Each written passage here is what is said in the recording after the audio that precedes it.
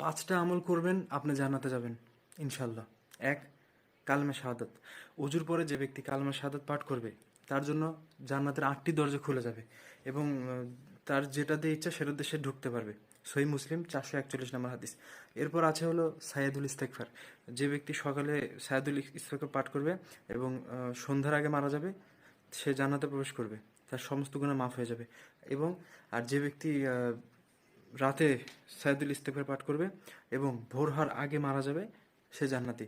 সহিহ বুখারী 6306 নম্বর হাদিস। এরপর আজানের জবাব। যে ব্যক্তির দৃঢ় বিশ্বাসের সাথে আজানের জবাব দেবে সে জান্নাতে যাবে ইনশাল্লাহ। নাসাই 674 নম্বর হাদিস।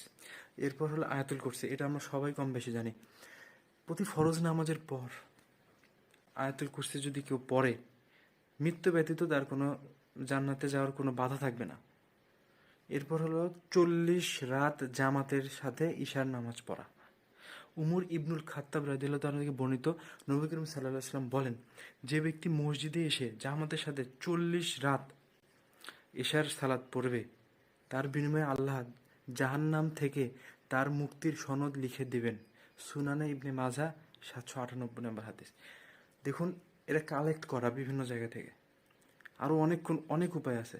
সো এই 5টা মাথায় রাখবেন, আমল করবেন ইনশাল্লাহ, আল্লাহ জান্নাতে ঢুকিয়ে দেবে।